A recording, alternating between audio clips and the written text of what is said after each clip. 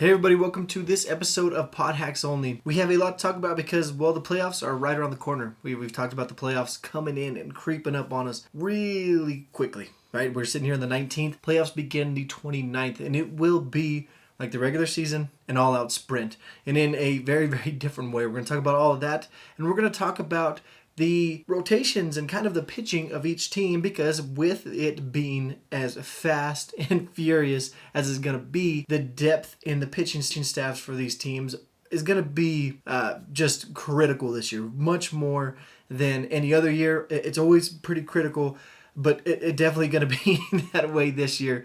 We're going to be talking about Manfred and some of his comments and some of the things that he's brought into light that I agree with, disagree with. We'll kind of talk about that as well.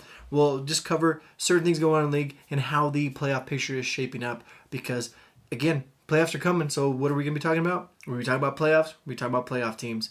So make sure to like and subscribe wherever you're listening. If you're on YouTube, go ahead and give it a thumbs up. Hit that bell notification. If you haven't done so yet, hit that subscribe button. If you haven't listened to the Roberto Clemente first episode, I highly encourage you to do so now. I'm hoping next week, part 2 Roberto Clemente story will be out, as well as just really getting a good look at who's in the playoffs and who's not. We already have some teams clinching.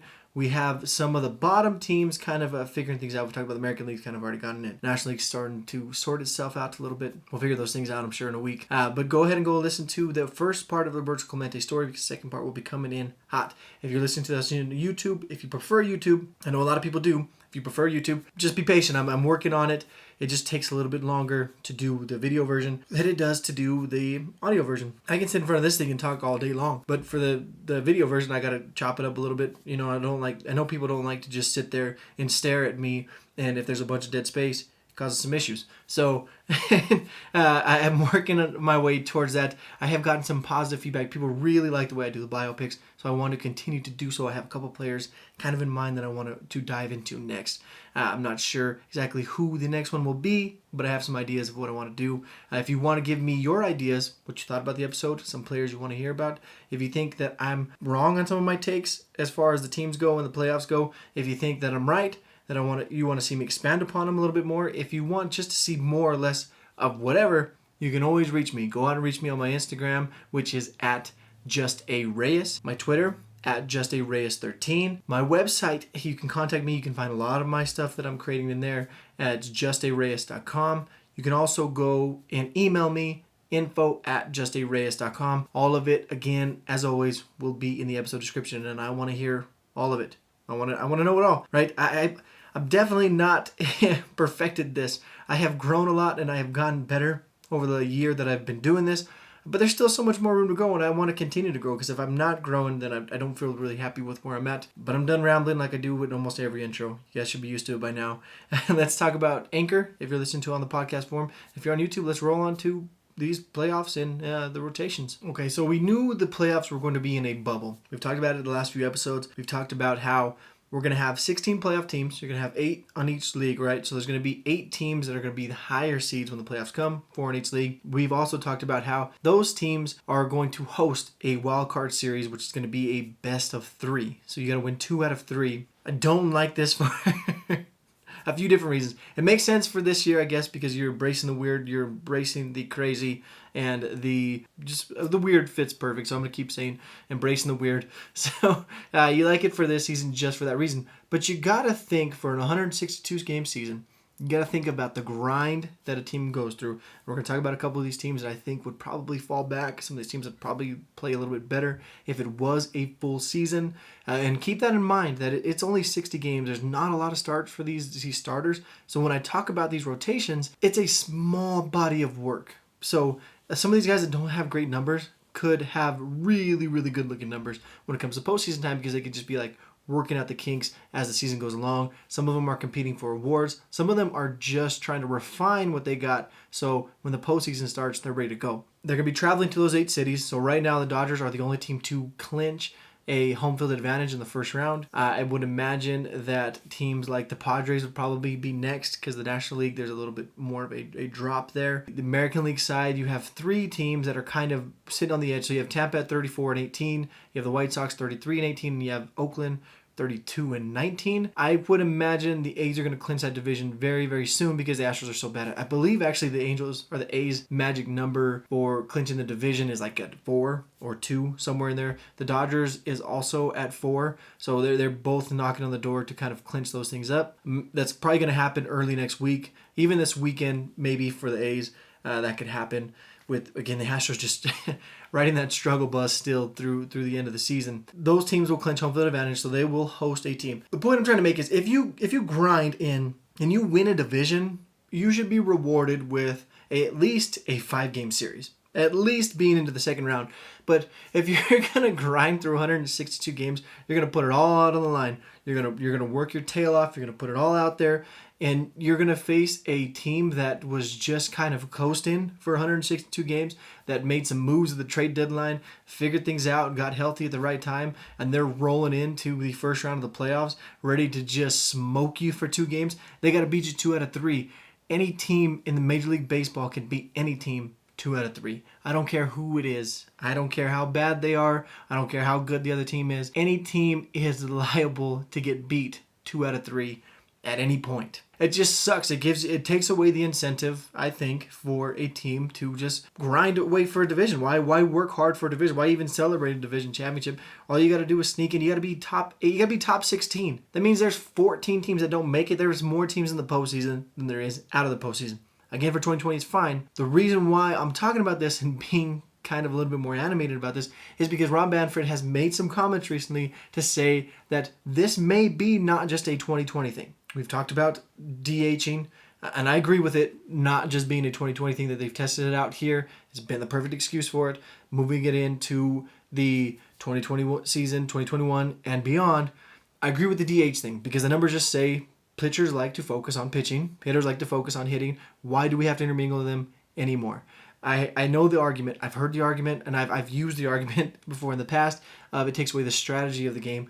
It's not necessarily strategy anymore. There's no strategy in it. Pitchers, it's an automatic out now. You're giving away an out, and it's not a great way or recipe for a successful baseball season. You've looked at the American League, and their offensive numbers have just been leaps and bounds ahead of the National League. The National League's pitching numbers have been leaps and bounds ahead of the American League. Now you're seeing, again, the National League is up there. The Dodgers and Padres are leading most statistical categories in offense. I think the Braves are also, they're like 1 through 3.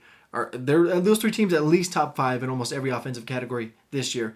The National League is still leading a lot of teams in pitching stats outside of Cleveland. The Cleveland Indians are the best pitching staff in baseball. You can argue the Dodgers there, but Cleveland really good. Again, we talked about it in the last episode or the year one before. Talked about the trade deadline with Clevenger leaving. They've lost Clevenger, they've lost Bauer, they've lost Corey Kluber. 3 really good pitchers. Bauer probably the favorite to win the National League Cy Young this year. That's my vote, although Darvish is having something to say about that. Kluber, 2-time Cy Young Award winner for Cleveland. Clevenger, really, really good Cy Young caliber type pitcher.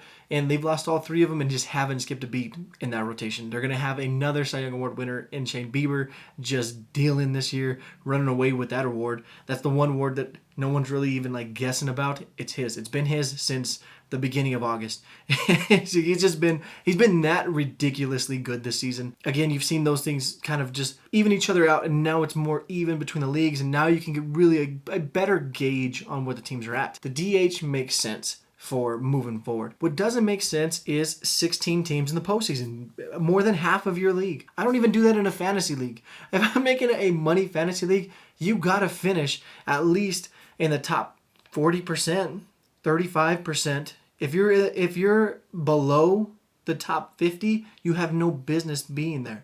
If you have a losing record, you have no business being there. Every now and again, you see a team that can kind of sneak in with a losing record just based on where the wild card is at, right? But most of the time, it's winning teams are in. So 5 teams, 10 teams overall, that's the top third of the league, top 33%, is solid. Could we add another one? Maybe. So this is the frustrating part for me. So if you're going to finish with the best record in the league, you do not need to be playing in a 3-game set. So if they're going to make it 16 teams, then make it a 5-game series. But now you're stretching out the postseason longer than you need to. So do you shorten the regular season? Do you shorten spring training? You do those things, shorten spring training. That's just terrible for the fans, because the fans bring in for spring training. They love spring training. That is a big selling point for the sport. I have talked about my love of spring training ad nauseum, right, in this podcast. I even have an episode on the history of spring training. Really, really good. Check it out if you haven't done so already. I've also talked about spring training sites and what they've meant to fans. I have a whole episode on different spring training sites. Also really good. Go check that out if you haven't done so already. It goes back to fans and players complaining about these owners not giving about their fans or their players. It's all about the money. It's all about the money grab. More playoff games means more playoff revenue. It means that they don't have to play these lower level players as much anymore, because all they got to do is sneak in. They don't really have to care about them until the trade deadline or September. They can let these players just kind of flounder. They don't need them right now. I don't like it. I don't like it one bit. Tell me how you guys feel. Go ahead and send me a message how you feel about the 16-team playoff series. Again, I like it for this season because the season is what it is. Because a lot of these teams are going to sneak in at those 6, 7, and 8 spots, right? 5, 6, 7, 8 spots. Might have been in the postseason if it was a full 162 game grind. They didn't get the chance to prove that, so this kind of gives them an opportunity to prove that, hey, we had some injuries, we were kind of figuring things out though, and we do belong here. So I do like it for that reason. But beyond this, for a 162 game season, it makes zero sense outside of, we're all about the money, we're not about the players, we're not about the fans. Look at what it's done to the NBA expanding their playoffs. I listened to another podcast that were kind of talking about this, and it's true. It resonated with me. When you talk about the NBA, you already know the teams that are going to be there. You have some surprises in the postseason, right? You've seen the Miami Heat doing what they're doing. You see the Clippers kind of getting knocked out, Denver doing what they're doing. But you guys knew Denver was good. You guys know the Lakers were good. You guys know Milwaukee, Boston, right? Miami, you knew they were at least a decent team. You already know what's going to happen, so no one really even cares about the regular season. Nobody watches, and then they tune in for the postseason. You see the same thing similar to that kind of in hockey, where teams, players and fans kind of tune out for the regular season. That's not good for the sport. It's not good for the players. It's not good for the diehard fans. And you're just saying, I don't care. I'm all about the money. It's the same thing with MLB with their exclusive rights on their videos and how they don't want to share them with people all the time. It's a very frustrating look, and it's a very frustrating look for Manfred, and it's a continuation of him just being more business than substance when it comes to the game of baseball, and baseball has never been that way. He's allowing players to have fun finally, which is nice. You've seen all the different personalities come out. That is great for the sport. But you're seeing him battle Trevor Bauer, who is trying to spread the sport and show that side of them on and off the field. He's in a constant battle with him. And he likes it a little bit because it brings attention to his sport to bring him more money, but he doesn't like it because he wants to be the top guy. It's all about his bottom line, and that's it. If we talked about it, it's weird to see owners and commissioners and league officials controlling baseball when they don't like baseball and they don't like baseball players or their fans. That's what it comes across as. It's just a continuation of what it comes across. As the lay fan, as the casual fan, I'm sure you might be in it. I'm okay, that's fine. I don't know.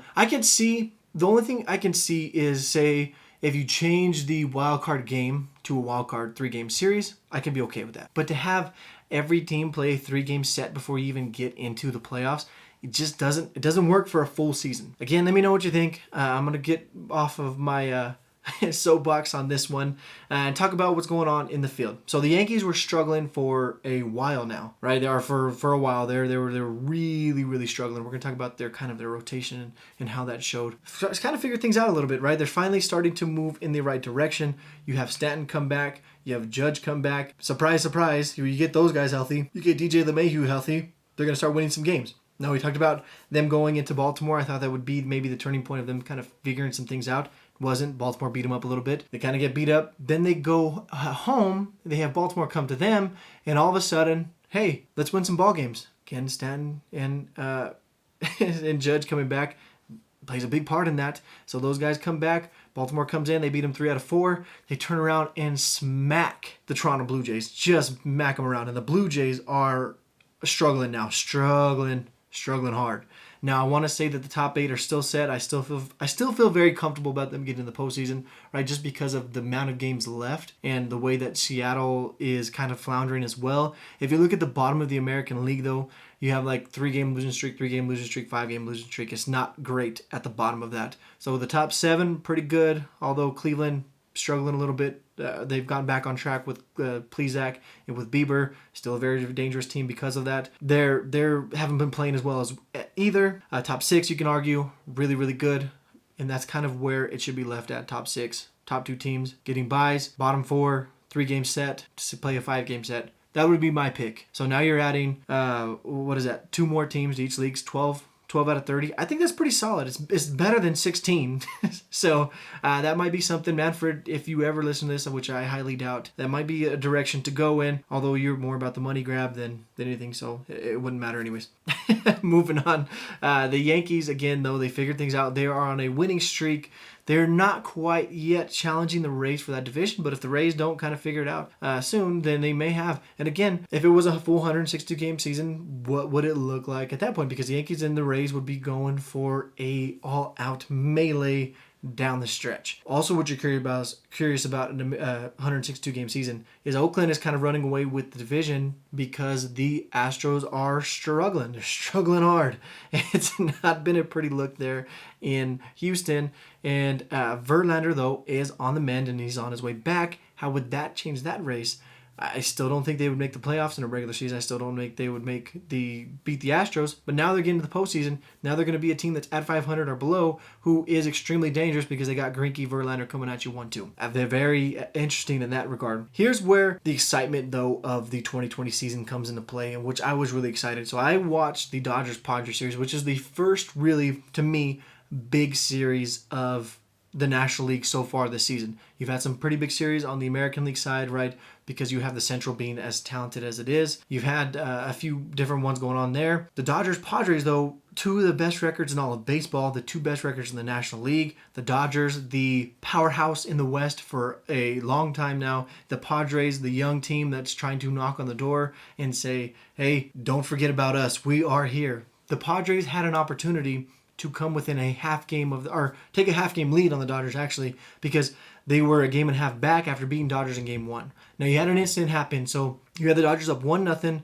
and then it was in the 6th inning, I believe. Kershaw gives up a 1-run jack to Trent Grisham. Grisham turns on a ball. Then he turns to his dugout, starts to celebrate, starts to get all crazy. The Dodgers looked a little bit frustrated. They looked like they're just kind of cruising in because they have this great record. And the Padres came in wanting to play postseason baseball now. They are here. They want to win. They played with some fire, some intensity. And as a Dodger fan, I was like, Dodgers need to match this. And as a baseball fan, I was jacked up for it. I was super excited for it. And that's exactly what you want to see. And the Padres are bringing it. And they're bringing it every day. The Dodgers seen that. And they said, okay, it's time to wake up. It's time to start playing. And they've played pretty well since then. They've just smacked the Rockies last night 15-6. But because of that Trent Grisham home run, going back to that, Dave Roberts came out and said, you don't do that to a guy like Clayton Kershaw. He seemed a little bit upset. People were upset about it, doing the unwritten rules thing again. Kershaw didn't seem to mind as much. Grisham comes out and says, it wasn't as disrespect to Clayton Kershaw. It was more of a,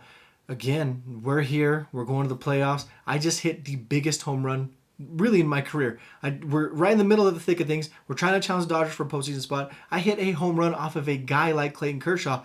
I'm excited about it. Dave Roberts came back the next day and said, okay, I get it. I may have overreacted, right? Again, they were just trying to get a little bit fire lit underneath them. And now those 2 teams are staring down the barrel of a possible division series against each other. Although the Padres are going to have to get past a really, really good Marlins team. And that was the importance of that series as well, because the winner of that division is going to face a bottom team that you don't feel as worried about as you do a, say, Miami Marlins team, who is what you're going to face. As of right now, the A seed is the Cincinnati Reds, which isn't fun either because the Reds are really good. But the Reds, the Phillies, the Cardinals, all those teams are really similar records. The Marlins, right? You can even go the Giants. Then the Brewers. So the Brewers are the worst of that group with 24 and 26. You have the Giants at 25 and 25. Reds are 26 and 26. Phillies 26 and 25. Cardinals 24 and 24. Marlins 26 and 24. Right. And then beyond that, you have the Padres 33 and 19. Braves 30 and 21. Cubs 31 20. And the Dodgers 37 and 15. So there's a big disparity between the top 4 and the bottom 4. But again, because it's a 3-game set, you have Sixto Sanchez and Alcantara and Pablo Lopez coming at you from Miami. Do you really want that? No, I don't think you want Bauer, Gray, and Castillo coming at you either, because that's not a pretty sight either. Let's hop out of this. So the points again. Okay, backtrack. Get back on track, Justin. Here we go. There's just a lot. I'm excited. I'm excited, everybody. If you're not excited about the postseason, I don't know what to tell you. I'm sorry for you, but I'm super excited for it. The other aspect of the playoffs I want to talk about right before we get to the rotations is not only is it a bubble, you have the 4 host sites or 8 host sites, 4 in each league. Then after that, you're going to either Arlington or Houston, or if you're in the American League, San Diego or LA, and then San Diego, Arlington, and then the World Series in Arlington. Manfred has talked about letting fans in, so you could see fans in the League Championship Series in San Diego and in Arlington. And I think it's even bigger now because California just approved the Pac-12 to go ahead and play games. So that bodes well to possibly getting some fans in there in San Diego as they starting to loosen up the restrictions a little bit. Houston and Texas have already kind of loosened a little bit more than some other parts of the country. That bodes well for that. Another aspect, the important aspect, the one I'm getting to, I'm taking a long time to get there, I know, is that it's going to be an all-out sprint. So you have the American League one from the 29th, 30th, and 31st. You have the National League one from the 30th, 31st, and the 1st. And those are going to be played with no off days. And then you're rolling directly into the division series. So the American League is going to go from the 1st, 2nd, 3rd, 4th, and 5th. Yes, no off days. 5 straight days, 5 straight games. All right, I mean, 2 of them are if necessary, but still. So it just it behooves teams to finish series as quickly as possible, because if you're dragging those out, now you're just rolling directly into the American League series because it's not going to stop. So the National League is going to go from the 2nd, 3rd, 4th, 5th, and 6th. The American League is going to roll into their championship series from the 6th, 7th, 8th, 9th, 10th, 11th, and 12th. National League is going to do the same thing, 7 straight days. And then I think they take 1 off day, and then the World Series is going to be similar, although you are going to have an off day after the 3rd game and the 6th game or the 5th game. I think it's after the 3rd and 5th. Those are going to be your off days there, or after the 2nd and 5th. Somewhere in there. There's going to be 2 off days in the World Series, but the rest of it is going to be an all-out sprint, which brings the importance of a pitching staff, because without those off days, you can't necessarily have somebody throw, especially in the division series, more than 1 game. Or you may be able to throw game 1 and game 5, but, right, so you play game 1, you have 1, 2, 3 days off, and then you're throwing. It doesn't bode well for you or going into the championship series, but you got to do what you got to do to win the game. So what do these rotations look like? Who is best suited to make it through there? That's going to be the big question in this postseason. This is going to be tricky to break down in the National League, so we're going to start there. It's tricky because the picture of the postseason is something that you just don't know yet, because there's so many things that are going to happen. You have a pretty good feeling the Dodgers are going to finish with the top seed. It just doesn't seem like that's going to move anytime soon. They got a 4-game lead on the Padres, and the Padres have a game and a half lead up over the Cubs. The Dodgers are 5.5 games up over the Cubs. That seems pretty safe. And you're looking at them, they're going to throw out Clayton Kershaw, who's had a really good bounce back year, right? He has a 2.28 ERA, 53 Ks in 47 innings, and a 0.78 whip, which is ridiculous. You have Walker Buehler coming down the barrel for game 2, who has dealt with some blisters, so he hasn't thrown as many innings. He has 32.2 innings pitched, 36 Ks. He has a 3.86 ERA, but that's not as important because you know kind of what he brings in the big games. You'd like to see him come back, I'm hoping, by next week against Oakland. If he throws in that game and maybe 1 more to tune up for the postseason, he should be fine. I think it's more precaution, because why risk it when you guys are so far ahead, whenever you can just have him ready for October. Blisters could be a residual issue, so that's something to kind of keep an eye on. But you're going Kershaw, Buehler, 1-2. The question is, who are you going to go game 3 after that, if necessary, for the wild card, and who are you going to go game 3 for the division series? And it may come down to matchups. So you have Tony Gonsolin, who has been really good, a 1.51 ERA and 35 innings pitched. He has a 0.79 whip. He has been everything the Dodgers have wanted. There was a reason why they traded Ross Stripling. They moved Alex Wood to the bullpen just to make room for Tony Gonsolin and for Dusty May, who is your other option, right? You have Gonsolin, again, young guy. You have Dusty May, 2.68, 47 innings, 34 Ks. May has the better stuff. Gonsolin has been getting it done a little bit more. And they've also used May out of the bullpen a couple times, so that may just indicate what they're kind of thinking to do with Dusty May moving into the postseason, because if you got May going in there for 4 or 5 innings or just a couple innings with the stuff he's got, good luck, because you're going to go May, you're going to go Joe Kelly, you have Blake Trinan, you got Kenley Jansen. You got Bruce Gratterall. That bullpen looks even filthier at that point. Julio Urias is also another option. So he has a 3.49 ERA, but if you take away the first inning, he has like a 2.4 or 2.2. He has a really, really low, and I have it somewhere hidden. I forgot to write it down. In the first inning, he has had some issues, and you saw that yesterday or the day before. I can't remember if it was game 1 or game 2. He gave up 2 runs in the first inning and then cruised on through the 6th inning. He was just dominant after that. So he's a very interesting choice for there as well. Maybe you use a guy like Bruce Gratterall as an opener, which he's already done now twice. They may seem like just what the Dodgers are kind of doing, but teams are starting to experiment right now to kind of get a gauge on how players are going to react to the postseason. Dodgers have done a few of these bullpen games. There's a reason for it. It's not just to get pitchers in because they have enough pitchers to start games. They've had Bruce Gratterall start 2 games now for bullpen games. They had Alex Wood do it last night. So yeah, it was Julio Urias in game 1 2 days ago.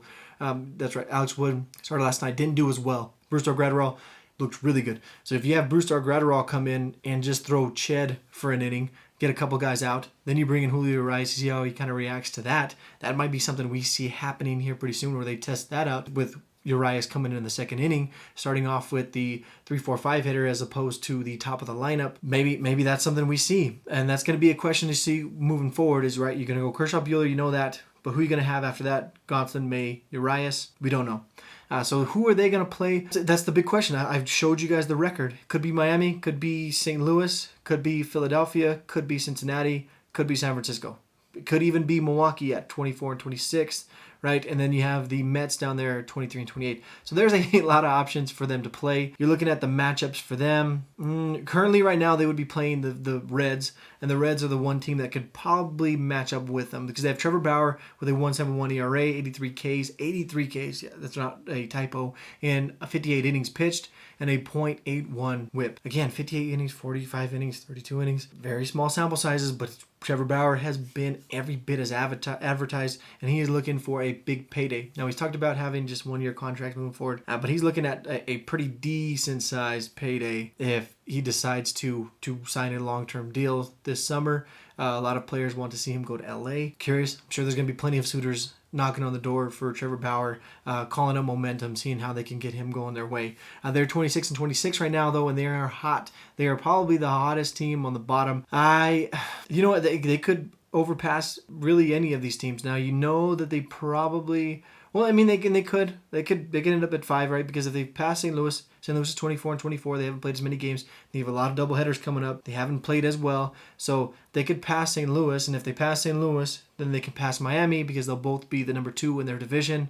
Miami also pretty good rotation with Sixto Alcantara and Pablo Lopez. Alicia Hernandez, also really good for them, really a good young pitcher. So we don't know who the Dodgers are going to face off against. We'll get into those teams here in a second. The Cubbies will be, well, them and the Braves, right? The Cubbies are 31 and 20. The Braves are 30 and 21. So they've been kind of jostling for that second spot. I don't know which one's better. I guess you could be the home team when it comes to the division series if you guys do win your wild card series. The matchups, again, like the Dodgers, you don't know. Like the American League, you have an idea of where you want to finish. Like if the A's finish 3rd, you're facing off the Astros, you like those chances a lot more than some of these other ones. Trust me, whenever I tell you, you're going to be very surprised at, the Dodgers, Cubbies. So the Cubbies are going Yu Darvish, who is the other Cy Young Award candidate. He's thrown 63 innings, so a little bit more innings than Trevor Bauer. He has 79 Ks, which is a little less than Trevor Bauer. He has a 0.94 whip, right around there, 1.86 ERA. He's 7 and 2. I put up a graphic yesterday on my Instagram talking about the different numbers between Darvish and Bauer, and they are like 1 or 2 in everything. Those guys, you feel really good, confident game 1. Going out with Darvish, going out there with Bauer, going out there with Kershaw. Game 2 for the Cubbies, also pretty good.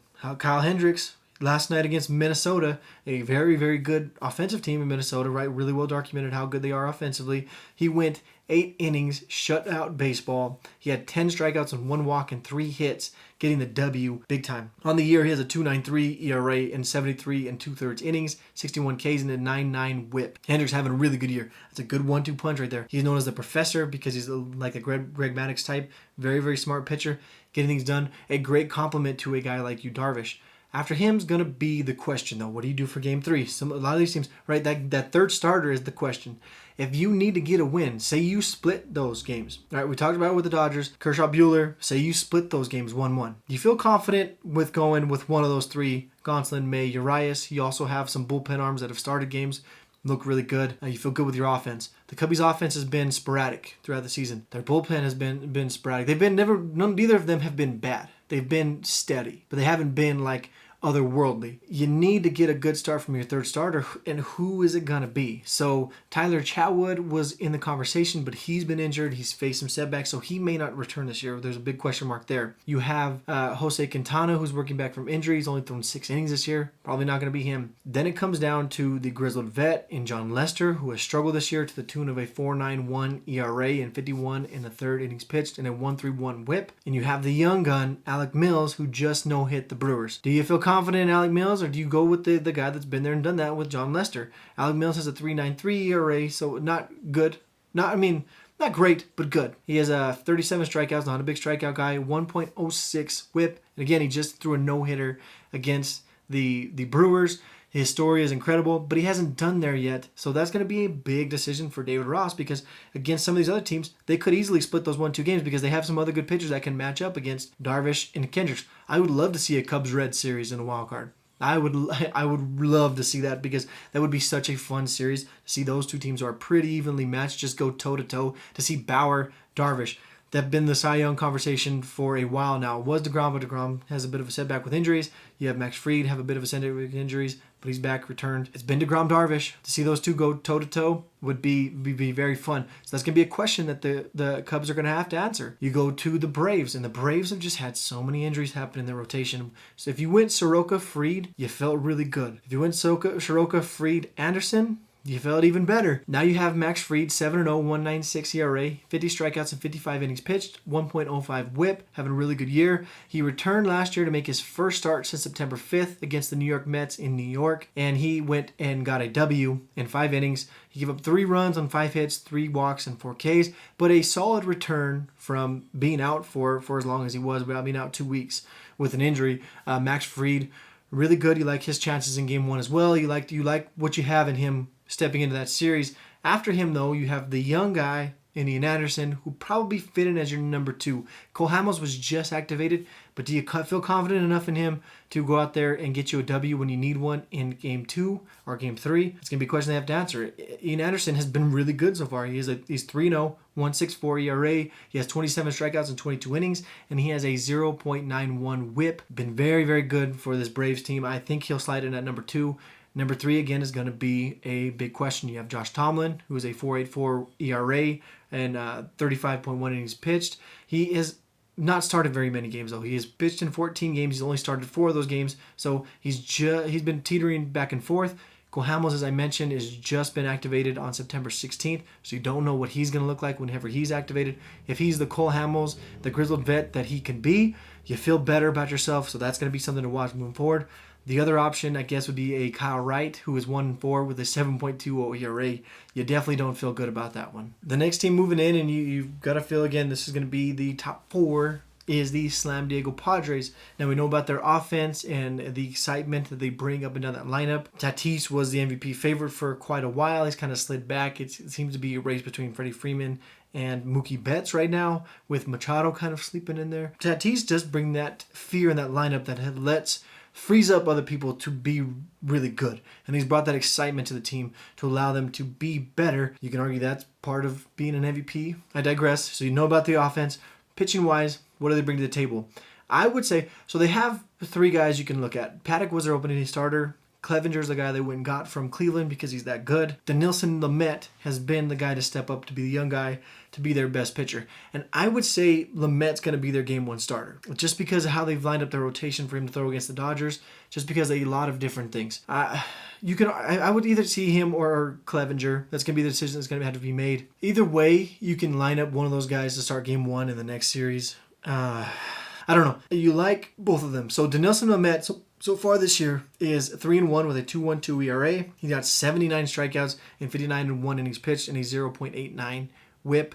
The guy has been dynamic, and he has just filthy stuff. If you watch him, he just throws ched. He's very good. He has grown so much this season, and he is a legitimate top of the rotation arm. Mike Clevenger, also a legitimate top of the rotation arm. He's 3-2 with a 3.10 ERA, 38 Ks and 40 2/3 innings pitched, 1.81 whip, or 1.8 whip, sorry.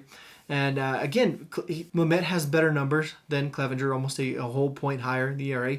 But 59 innings, 40 innings, it's a very small sample size. It's going to be that decision. I would say Lamet and then Clevenger. And then you got to feel fairly confident that Chris Paddock is going to be their Game 3 starter. So Paddock is 4-4 with a 4.23 ERA, 55 Ks, 55 innings pitched, 1.14 whip. Last night he threw at Seattle, got the win, not giving up any runs, and only 1 hit, 2 walks, 3 Ks in 6 innings pitched. Decent outing against a decent Seattle team, right? Not bad. His last 7 games, however, have been kind of where he's fallen back a little bit outside of last night. So he's 2-3 with a 4.96 ERA.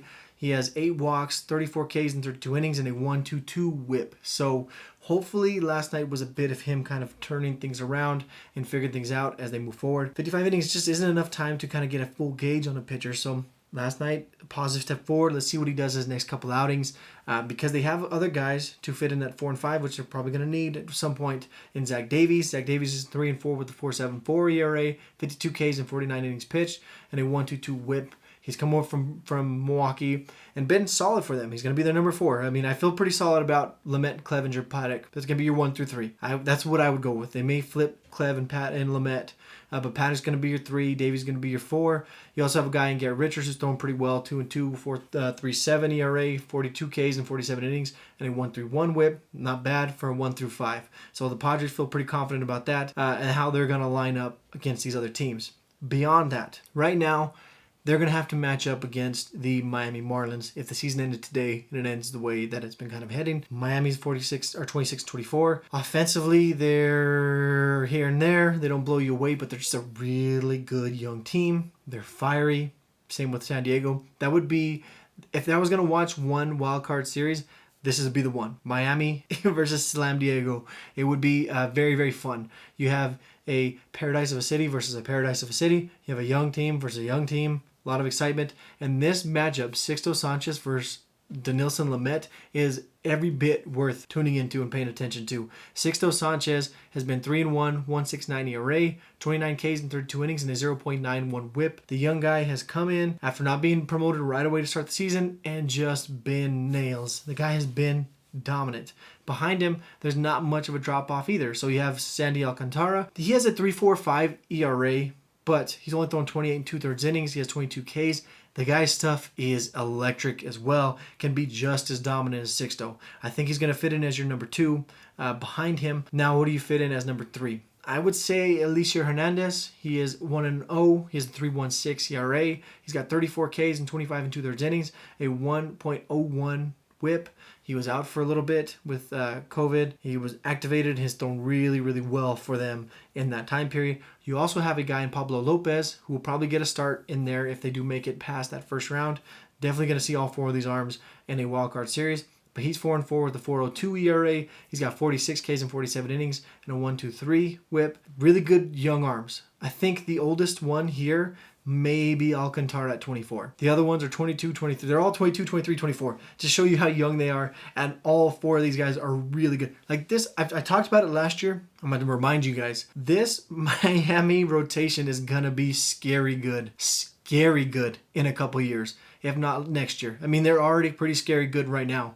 These guys are legit rotation. They're going to be dominant for years to come. Hopefully the offense can turn around and help them out.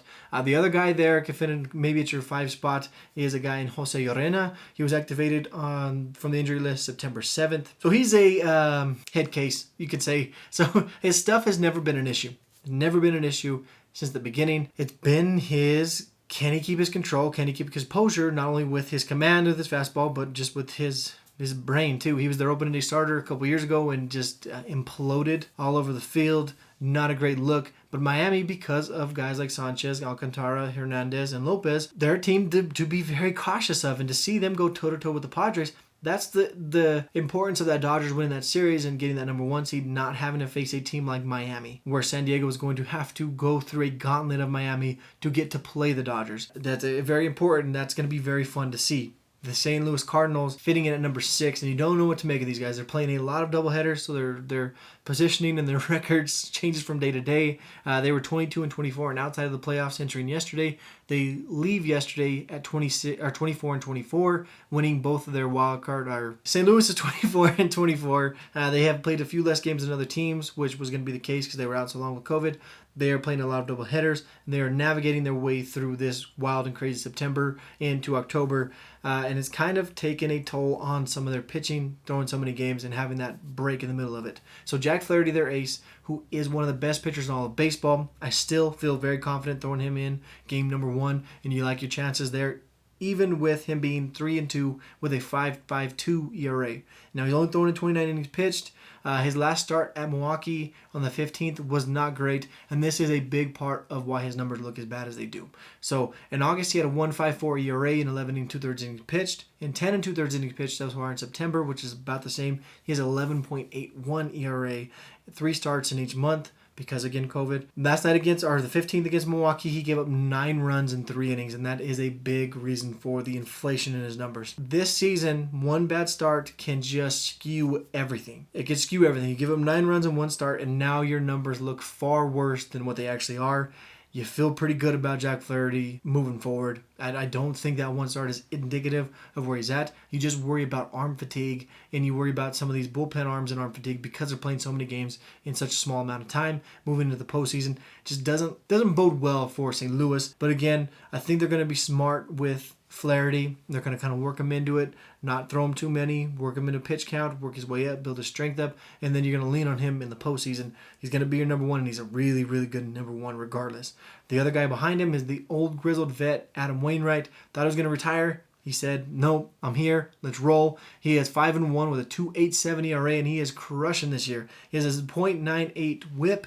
Been really good. He's going to slide in as your number 2, and he's a guy that has been there and done that, proven it year in, year out, that in the postseason, he's a guy you want to lean on. So you're going to go Flaherty, Wainwright. You feel pretty good about that. Again, their offense and their bullpen, you feel iffy on. You don't feel terrible about, but you feel like you could be getting more out of them. Behind him, another guy who's really good. So they're 1 through 3, really good. You're going to see that in the National League. There's a lot of teams with a lot of good top of the order rotations. Dakota Hudson sliding in there. He's 3-2 with a 2.77 ERA, 31 Ks, 39 innings. He has a 1 whip even. And his last 7 starts, he's been at his best. So his first few starts, they were okay, not terrible. His last 7 starts, he's 3-1 with a 2.08 ERA, right? 34.2/3 innings pitched, so only had 1 rocky start to start the season. He's been really good since then. 14 walks, 27 Ks, and a .89 whip. Flaherty, Wainwright, Hudson, you feel good about. Beyond that, where do you go to? Now they move Kwon Hyun Kim to the rotation, and I think he's going to be your number 4. Carlos Martinez, he needs to go back to the pen. He just needs to go back to the pen. He was out with COVID. He was one of those guys that was out in Minnesota when they shouldn't have been. Contracted COVID. He was out from August 4th through September 8th. On the year, he has an 8.40 ERA in 15 innings pitched. Hasn't looked good. A 2.07 whip. 2, not a 1, 2.07 whip. Not great. He needs to go back to the bullpen. Kwon Hyun Kim, on the other hand, is 2-0, and he has a .63 ERA. He actually has 1 save on the season as well. So he's pitched 6 games, 5 starts. The other game that he didn't start, he went and got a save for you because why not? He has 17 Ks and 28.2/3 innings pitched and a .91 whip. I don't see why or how Martinez starts a game over Kim. I think he's got to be your guy going in there number 4. Then you feel pretty good about Kim moving forward. You don't know what you're going to do with Martinez. You don't know what you're going to do with that bullpen, seeing what Andrew Miller does. If Andrew Miller gets healthy and comes back, you feel better. Cardinals are one of those teams that just have a lot of question marks right now moving forward. Philadelphia falling behind him, and they have a lot of questions outside of their top 2. So Aaron Nola, he is 5-3, 2.92 ERA, 84 strikeouts, 61 2/3 innings pitched. If it was a longer season, I'm sure he would be making his way into that Cy Young conversation.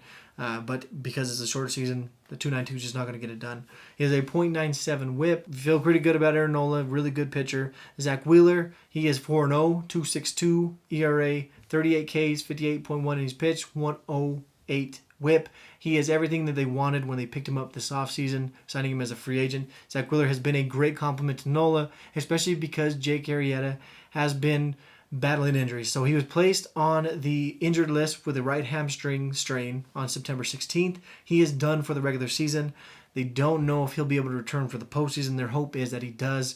At the very least, they make it to the division series. That gives them a better opportunity to return. It seems unlikely for the wild card series, which is a huge blow for them because behind him, you got Eflin, who's not bad. He's 3-2, 4.28 ERA, 61 strikeouts, which is really good. Last night was a very encouraging sign. You like to see what you get from Eflin last night against Toronto at Toronto. Again, Toronto's been struggling, but still, he threw a 7-inning complete game shut piece. Not a single run in 7 innings, got the W, 4 hits, 2 walks, 9 Ks, looked lights out. You like to see that. Now you slide him in behind Wheeler and Nola. You feel a little bit better because who do you have behind him? Vince Velasquez, who has a 6.46 ERA, where you go to the bullpen, who has been disastrous. Brandon Workman, since coming over in the trade from Boston, has been just as bad as he was for Boston to start the year. He was dominant last year in Boston. He's been terrible this year. That whole bullpen is just... If the Phillies won every game that they win up by 4 or more runs in, like almost every other team in Major League Baseball does, they would be winning the division right now. But they're not. It's just their bullpen has been that bad. Jojo Romero is an exciting guy, crushing Red Bull cans, but outside of that, you don't know what you got. So Eflin throwing the way he's been throwing you, hopefully that's a momentum builder and he continues to improve moving forward because he's going to be your Game 3 starter because Arrieta's not going to be there and you really don't have any other option. Again, you're going Wheeler, you're going Nola, you're hoping you can at least get a 1-1 split with some of these teams above you, with either whether it be the Cubs or if you get into with San Diego or it's the Braves. It could even be the Dodgers. You don't know really where the Phillies are going to kind of slide in at that point. Right now, they're the 7th seed, but again, 26-25, right in the mix. Other team in the mix of everybody else is the Brewers, that Reds team we were talking about. So the Reds,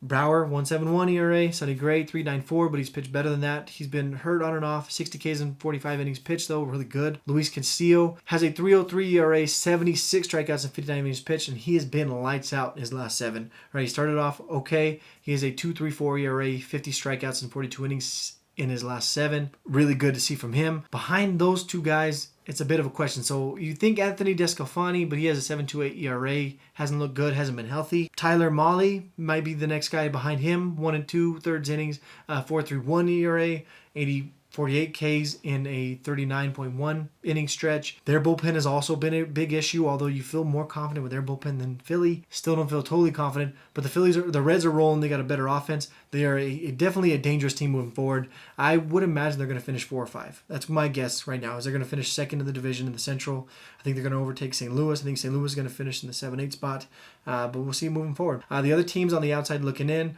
you don't really like them. Honestly, I think the 8 teams that are in are the best 8 teams in the National League. I don't really want to see San Francisco. I don't want to see San Francisco in the postseason. I don't want to see Milwaukee in the postseason. I don't think they're good enough. I don't want to see the Mets.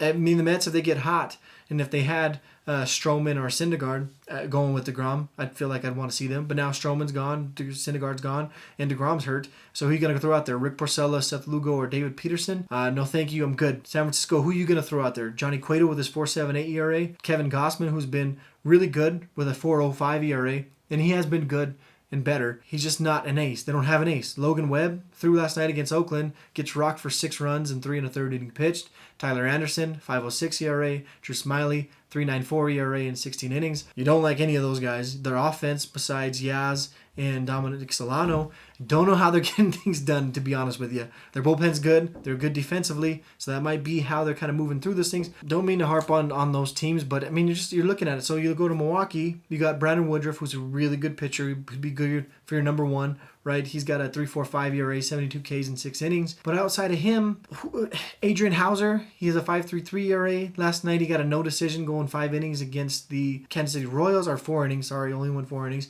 He has a 7.13 ERA in 17 innings in September. You don't feel good with him. Corbin Burns would probably be your guy, who they went from the bullpen to the rotation. He's been lights out, actually. 3.0, 1.98 ERA, 50 innings, 74 strikeouts, 0.98 ERA. He started the year, the rotation didn't look great. Bullpen came back. He's been dominant ever since. So you're going Woodruff, Burns. For your Game 3 starter would probably be Brett Anderson, 3-3, 4.38. The veteran journeyman going there.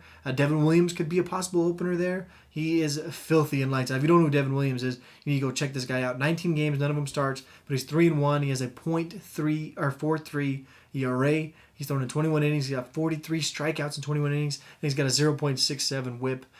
Devin Williams is filthy. This guy is a straight filth this season. So, Milwaukee, I feel better about than San Francisco, but you like the rotations and the pitching matchups you get from the top 8, and that's who I think it kind of should stay as moving forward. But it's baseball, anything can happen. The Giants and the Brewers and the Mets, for their credit, have been in the mix of things all season long. And I don't mean to harp on the Giants again. They're winning games. They have some excited players. Big Yaz fan, big Solano fan. I've always liked Crawford, but you look at the other teams and they don't belong. They don't. Moving on, American League. That's enough of the National League. Hopefully you guys get an idea of who I think is going to be winning over there. Tampa Bay Rays. The Tampa Bay Rays just overtook the White Sox for the top seed. Now, this is going to be the only questioning here as far as the American League side, because you kind of know who the teams are going to be in. It's going to be seeding. So Tampa Bay is 34-18. The White Sox are 33-18. The A's are 32-19. And then Minnesota 31-22 is kind of falling behind a little bit. Not much time to kind of catch up. But still having an outside shot at making a run at things. But those top 3 teams are very even as far as their record goes. And it could sway one way or the other depending on what happens. So Tampa Bay 34-18 would be the top seed as of right now. They have Tyler Glasnow as their ace. Their pitching staff is better than these numbers are going to indicate. So for Tyler Glasnow, he is 4-1 with a 4.21 ERA, but he has 83 strikeouts in a 51 and a third innings pitched, which just shows you how nasty he could be. He looked really good in the postseason last year. Last night against Baltimore, he went 5 innings. He gave up a run on 1 home run, 10 Ks, 2 walks, and that's kind of been the issue so far with Glasnow, is not going deep into games. Similar with Dusty May, the stuff is nasty, but they got to learn to start to put people away and get deeper into these outings. Rays have a good enough bullpen. Dodgers have a good enough bullpen to kind of subsidize that for the time being, but if they want to take that next step, they got to get deeper into these games. They got to get people out without throwing as many pitches. Blake Snell, kind of bouncing back, right? He was a Cy Young 2 years ago. Struggled last year being hurt. This year he's had a much better year. He's 4-1 with 3.05 ERA. He's got 54 strikeouts and 44 third inning pitched and a 1.15 WHIP. Charlie Morton would be the next guy. Charlie Morton was nasty last year. He's been a bit of a struggle this year, but he's only thrown in 28 innings, so it's hard to kind of, again, gauge. Just have it. There's not enough body of work to kind of gauge on how these guys are really doing and how they're going to be doing moving forward. He was out from August 9th after he threw only 2 innings and was removed against the Yankees at home. He would return a month later on September 2nd and throw 2 more innings against the Yankees, this time in New York. So it was kind of funny to me to see that. So he goes out after throwing 2 innings against the Yankees. He returns and throws only 2 innings against the Yankees a month apart from each other. Anyways, he's only thrown 28 innings. He has a 5.14 ERA. Those don't look great. You seen what he did last year. You know the stuff he's got. You feel pretty good with him coming in as your number 3. Outside of him, Ryan Yarbrough is really good. He's got a 1-3, or he's 1-3 with a 3.97 ERA. He's been kind of injured a little bit this year. Josh Fleming has looked really good at times, but he's only thrown 23 and a third innings so far this season. It's kind of hard to gauge what they got. You still feel pretty good, right, with the offense, what they're doing with the bullpen. They play great defensively. They got Glasnow, Snell, Morton. Not a bad 1-3 punch for them. They feel good with that moving forward. Ryan Yarbrough is at number 4 as the postseason progresses moving forward. The Chicago White Sox are an interesting case here. You know about the offense, you know about the defense, you know about what they bring as far as Luis Robert, you know what they bring as Jose Abreu, who's a lot of people's pick for the MVP.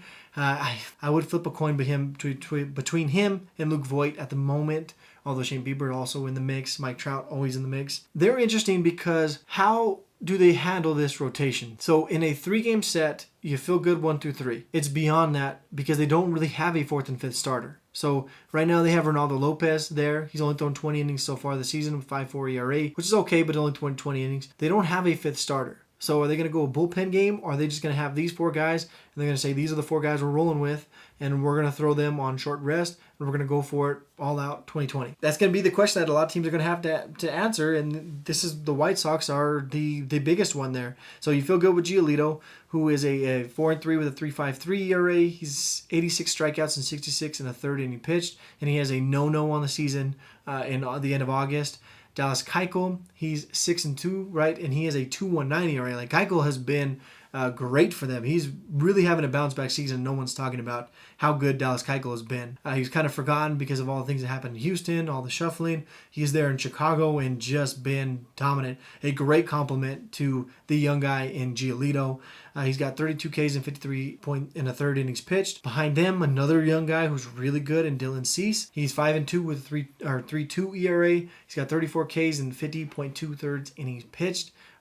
And 2/3 innings pitched. Dylan Cease, another guy who just throws gas and is just dominant. So you feel good about your 1 through 3. It's gonna be, if you need to go beyond that, what do you do? So I in a short series, I don't think anyone wants to play Chicago. Nobody wants to play the White Sox in the wild card series. That's the truth of it. Nobody wants to face Chicago in a 3-game set.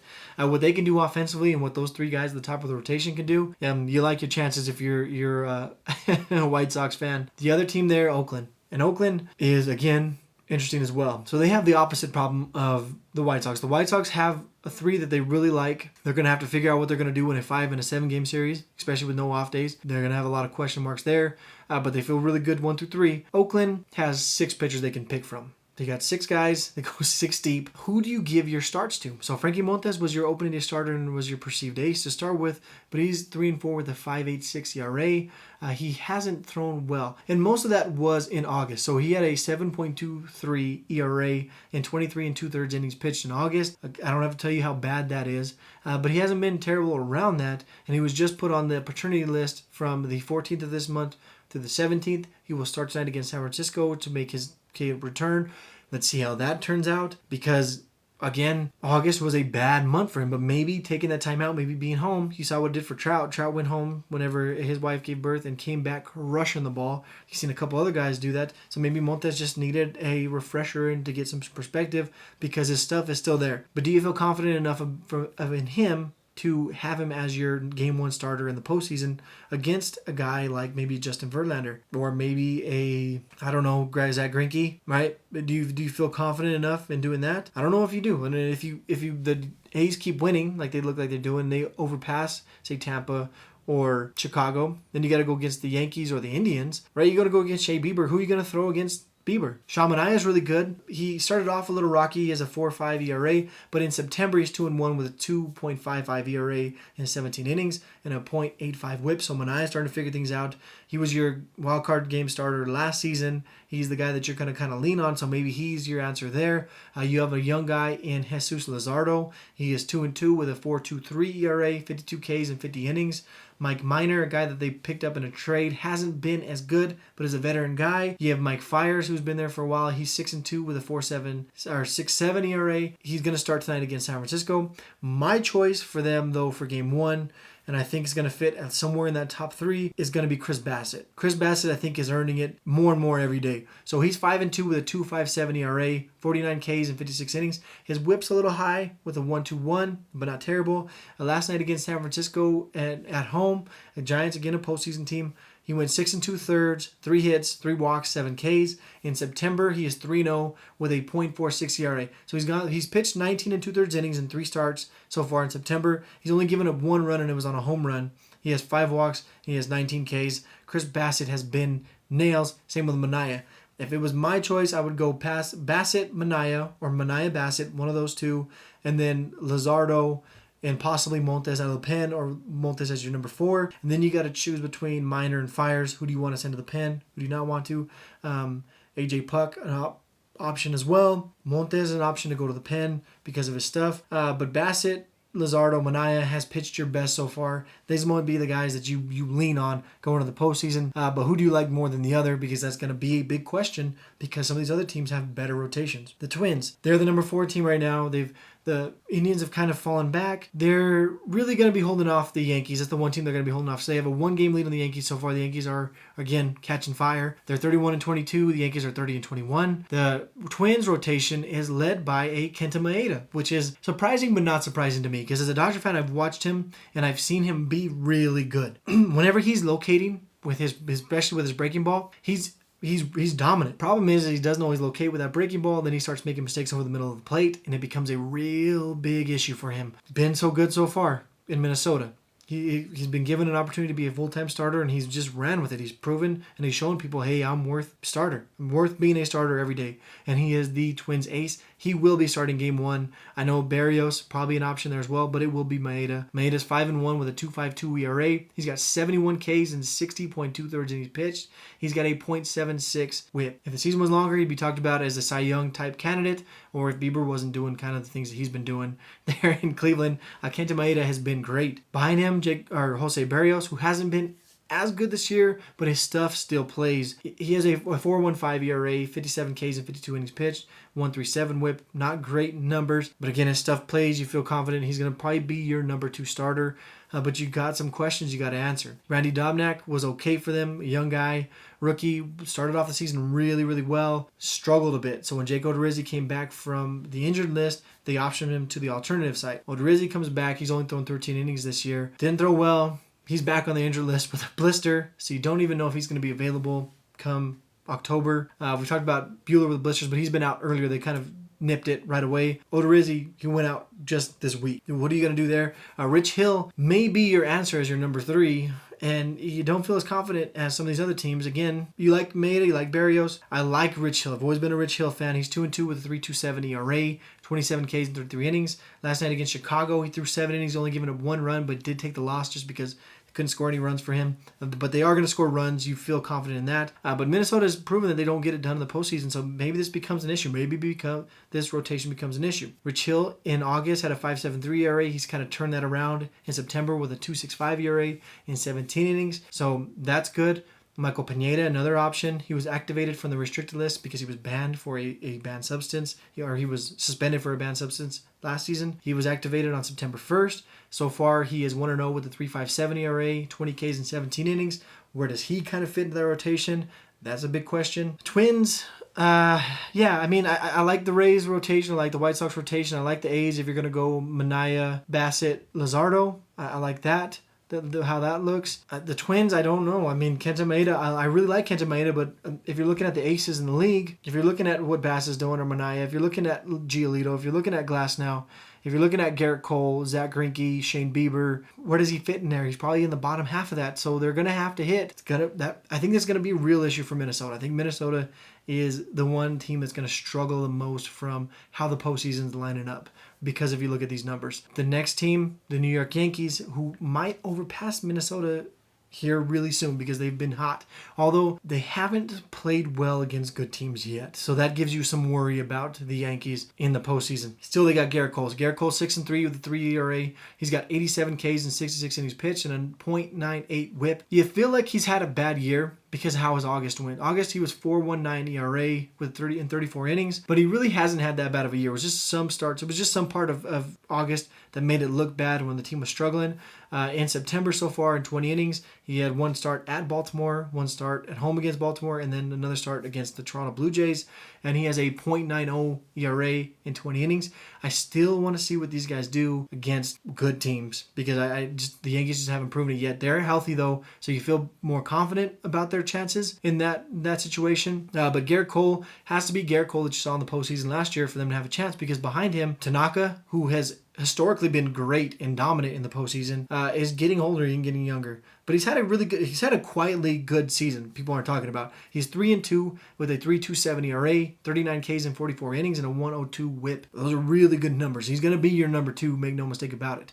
Behind him is another older guy who's been okay in J.A. Happ. He's 1-2 with a 3.96 ERA, 30 Ks, 36.1 innings pitched, and he has a 1.18 ERA. He looked really good in his last start against Toronto. So he's going to be your number 3. Behind him, you have a couple of young guys that you can choose from, and they may overlap Happ. Don't know. So that's going to be a decision. You're going to go Cole, Tanaka, 1 and 2. And if it goes to a game 3, J.A. Happ's an option. Jordan Montgomery was a 5.12 ERA, but he is a young guy with a lot of talent. I think Montgomery's going to be a bullpen piece, though. Last night against Boston, he didn't look great. 4 2/3 innings, 4 runs, 5 hits, 2 walks, 7 Ks. He has a 5.30 ERA in August and a 6.28 ERA in September. Hasn't looked great. So I imagine he's going to be moved to the bullpen pretty soon.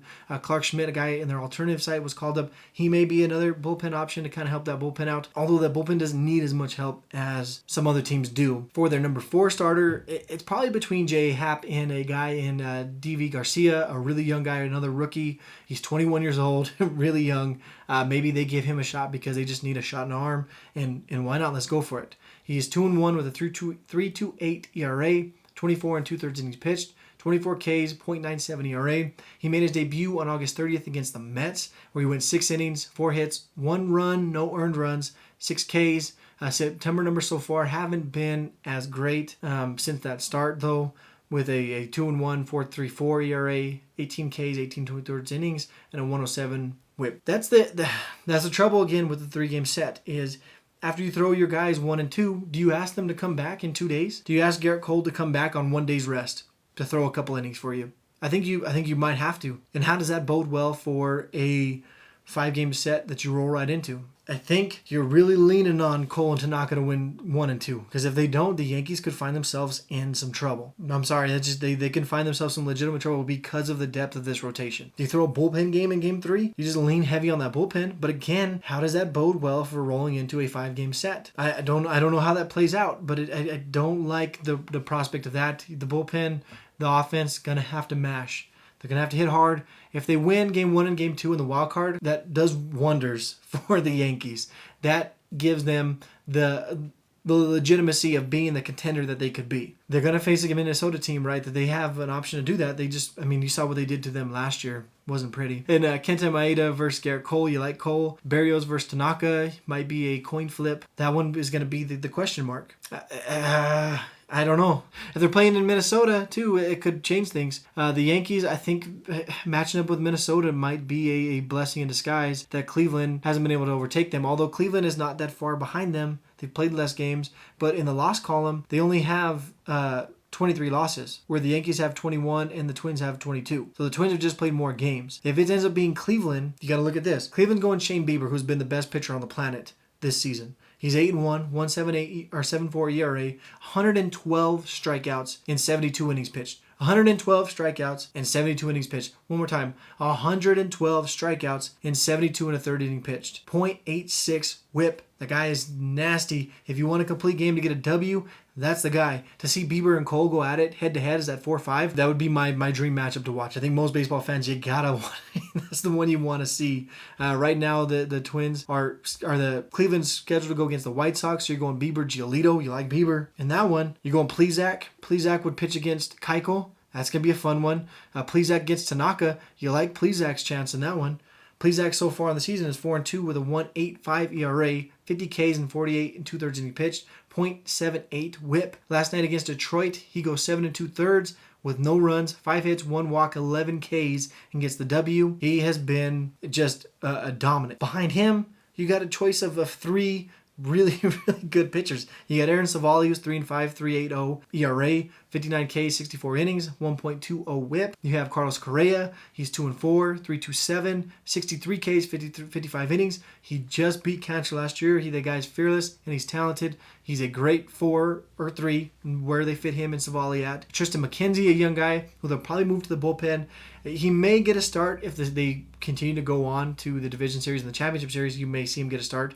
So far, he's 2-1, 3.91 ERA, 33 Ks, 25 innings. Got electric stuff. They're going to lean heavy on this rotation. And in short bursts, you don't need to score a lot of runs if you have these 5 guys that just don't give up any runs ever. The Yankees, that's who you don't want to see. You don't want to see Cleveland overtake Minnesota, and now you end up New York, Cleveland in that set. If it's New York, Minnesota, you feel better. This is the reality of it. I'm sorry, Minnesota. If there's Twins fans out there, that's the reality of it right now. The Twins rotation just doesn't put any fear in you. Their bullpen doesn't put that much fear in you. They haven't been as good offensively this year as they were last year. You're going Cole, Tanaka. You feel good against Minnesota. You don't feel good against Cleveland.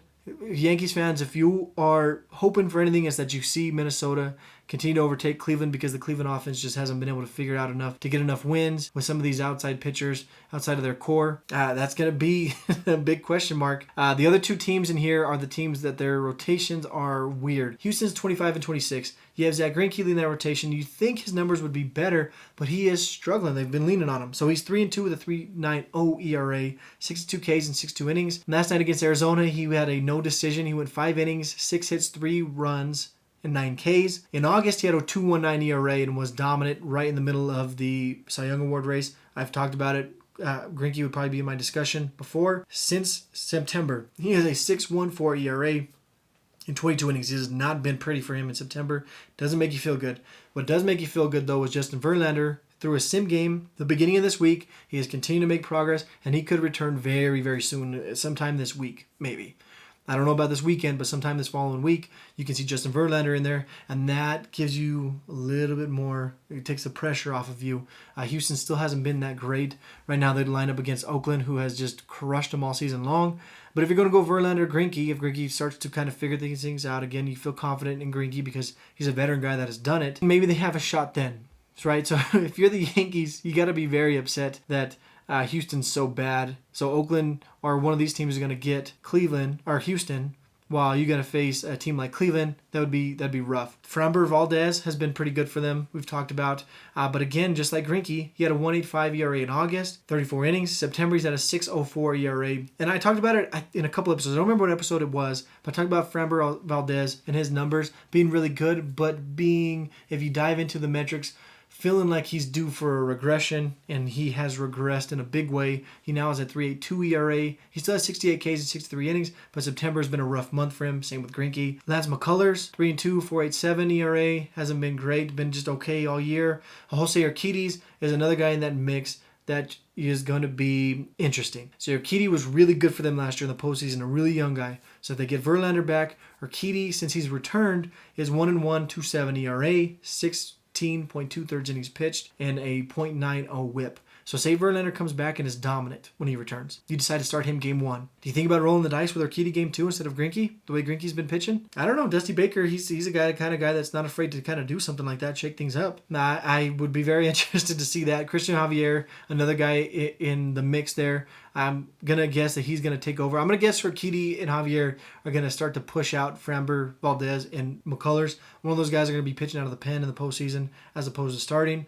Javier is 4-2 with a 3.22 ERA, 42 Ks and 44 innings pitched, a .96 ERA, not bad. Offensively, they haven't been as good without the trash can or without this season with some of the injuries they've dealt with. So Houston, a very interesting team. Cleveland, got to get the offense going with the light rotation you like. The Blue Jays, if you're running at your top 8, I would say they would be out of the playoffs 100% if the season was longer, if there was anybody in the American League worth anything. St. Louis has been an interesting team. Baltimore's been interesting. Detroit's been interesting, but they're too far back. They're 4 or 5 games back with not as many games left to play. Blue Jays, even though they're trying to, would have to lose every single game here on out, and these other teams have to win every single game here on out. But we've mentioned, I think Seattle's on a 3-game losing streak, Detroit's on a 5-game losing streak, and Baltimore's on a 3-game losing streak. So even with the Blue Jays on a 4 or 5-game losing streak, they haven't lost that much ground to some of these other teams. Their rotation is interesting as well. You have 2 guys you feel confident about, but the other 3 not so much. So Hyun-Jin Ryu is 4-1, 3 ERA, 60 Ks and 54 innings pitched. He had a .96 ERA in 28 innings in August, but he's at a 3.71 ERA in 17 innings in September, so he's regressed as the season has gone on. Taijuan Walker is 3-3 with 3.05 ERA. In Seattle, or since coming over from Seattle, he's 1-1 with a 1.56 ERA. So he's been lights out since coming over, since the trade deadline. He had a 4 ERA in Seattle. He has a 1.56 whip, though, in Toronto compared to a 1.07 ERA or whip that he had there in Seattle. So he's given up a lot more hits and walks per inning, but he's given up less runs, which is interesting. You got to imagine those things are going to start balancing each other out here really soon, especially when he faces some teams in the postseason with a little bit better bats than some of the teams he'll face right now. Robbie Ray was not good in Arizona, not good here. Last night against Philadelphia, he gave up 5 runs and a home run. I think he gave up the bomb to Bryce Harper in one of their losses last night. They lost a doubleheader, 2 of them. You had Robbie Ray start one of them. They picked up at the trade deadline. Ross Stripling, another deadline pickup, lost the other one.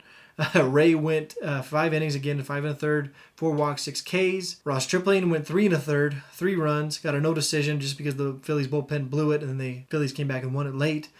3 walks, 4 Ks. None of them have looked good. Ross Stripling, since coming over to Toronto from the Dodgers at the trade deadline, has a 7.36 ERA. He had a 5.61 ERA in LA. He has a 6.04 on the year. Hasn't been. And I'm a big Chicken Strip fan, and I can see him coming out of the bullpen and doing really well for you. The problem is who else do you pitch? Nate Pearson is making progress to returning. He's making progress towards returning. He completed a live BP yesterday, so that is a very good progressive step. You're going to slot him there. You go Ryu, Walker, Pearson, or Pearson, Walker, Ryu, however you want to line those up. I think if Pearson was throwing every day, he would be your number one. The way Walker's pitching might be your number two, and then Ryu. You just don't feel good. So if you're looking at the pitching matches, because that's gonna be a determinant, right? I mean, offense, yes, unless these teams are crushing. The Rays, you kind of like their chances. The White Sox, you really like their chances in a 3-game set. The A's, you like their chances because the way the Bassett's been pitching, the way the Manaea's been pitching, the stuff you kind of get from the other guys. Minnesota, you don't like. You like the Yankees 1-2, but you don't like Game 3. Then you don't like the prospect moving forward in the future. Houston, you don't know what you're getting out of Verlander. You like Urquidy. You still like Greinke, even though he's having a bad September. Cleveland, you really like, and you don't like the Blue Jays. You got to think favorites going into their season series. You're going to go the Rays versus the Blue Jays. You like the Rays so much more in that. As if it ended like this, right? There's so much more to determine as far as seeding goes because these records are so close. But if you go the White Sox versus Cleveland, I mean, that's fortunate, and that is a lucky draw if that finishes like that for the rest of the league, because those two teams would be favored against anybody else, but they're facing off against each other. I like the White Sox just because their offense is better. And a short set, Cleveland could beat anybody. Oakland's going to be facing off against Houston, and you like Oakland big time. Minnesota versus the Yankees, and this is the dream scenario for the Yankees, would be to face the Minnesota Twins in the first round, or the Blue Jays, which isn't going to happen. They're not going to face Houston either because those two teams have fallen back too far. So their dream scenario would be Minnesota.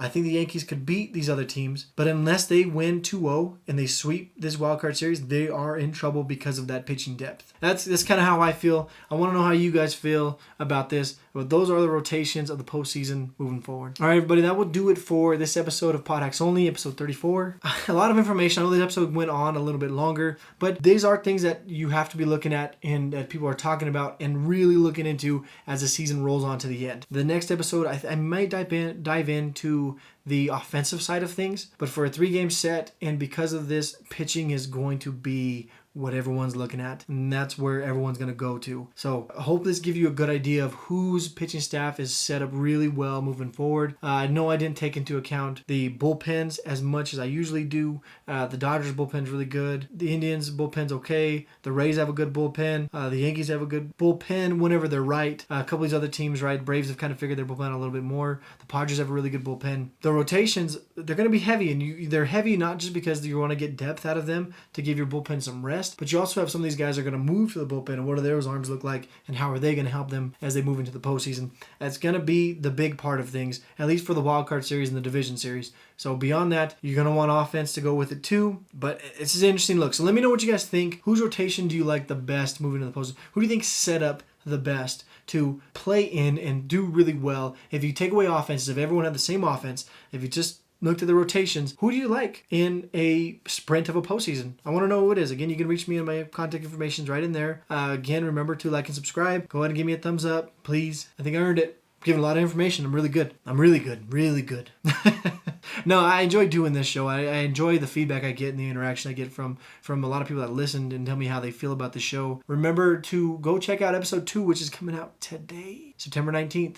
At 12, episode 2 of How Did We Get Here podcast with me and my brother Brandon. We have a lot of fun putting that together. We are currently working on episode 3 that'll come out in 2 weeks. So we're doing it every 2 weeks, every other Saturday. So that's been fun to put together. Go ahead and like and subscribe to that as well. Doesn't have a YouTube channel yet. I don't want to put the whole podcast on YouTube. I don't want to give everything away, but I have some ideas for a possible YouTube type channel for that one as well. Again, it's going to fit into what time I have, because I like to fill my plate as much as I can, so I don't always have time for everything. But I have an idea I think I could fit into that you guys are really going to enjoy. The theme music, as always, is Lucky 27s by the ultra-talented Isaac Lesage. Looking forward to more and more music coming out of that man. Very talented. He is actually the theme song for both this podcast and my other podcast. I'm lucky enough to know a musician. I'm lucky enough to know a musician as talented as he is. Go ahead and check out his stuff. But that will do it for this episode. Thank you guys again for stopping in, and I'll talk to you soon.